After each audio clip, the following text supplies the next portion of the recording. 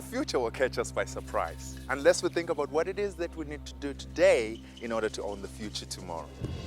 My name is Buhle Dlamini, and I've been speaking to audiences from around the world since 1999, in places like Germany, USA, UK, Australia, as well as Canada and my homeland, South Africa. What I bring is my passion for activating organizational as well as people's potential, my understanding of the next generation of talent, as well as my experience as an entrepreneur and an author.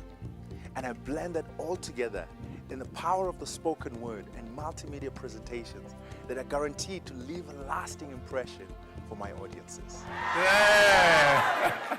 Well, let me start by asking a question. How many of us like change?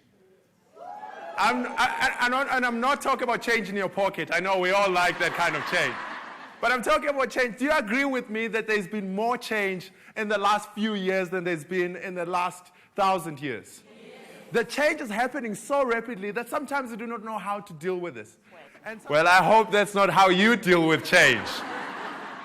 But as we think about change, I'm sure you agree with me that we spend most of our time at work, 80% and sometimes more if you're a little bit cuckoo. But for most of us, we spend more time at work than we do with our neighbors. As a matter of fact, most of us know more about the people we work with than people we live next to.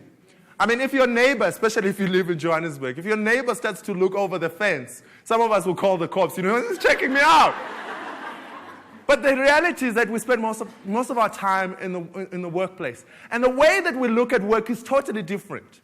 And we spoke a little bit about generations. My friend Graham Codrington wrote a book called Mind the Gap, which helps us to understand why we don't understand different generations. And when we look at the workplace, the way that different generations look at work is now for these kids, one of the first questions that comes to your mind when you meet one of these kids is, how old are you really? Isn't it?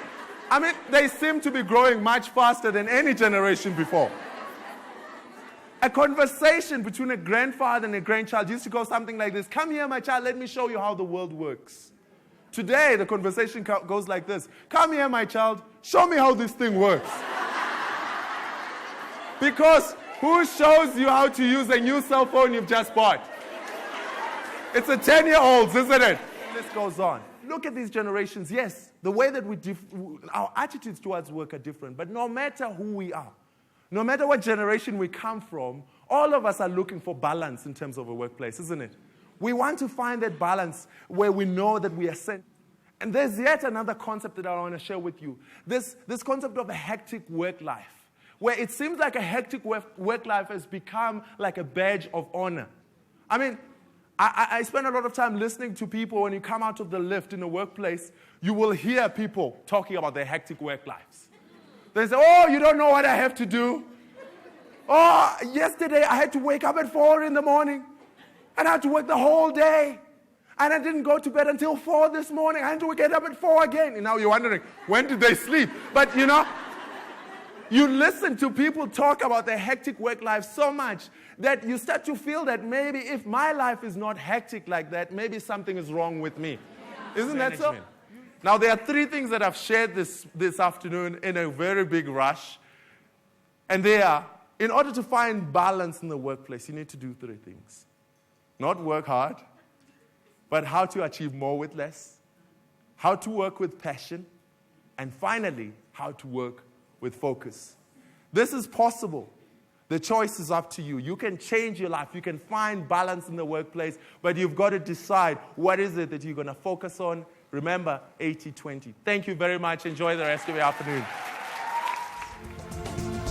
I strongly believe that the use of my own story, humor, and educational elements makes my presentation stand out and really connect with my audience, not only at an intellectual level, but also at an emotional as well as personal level.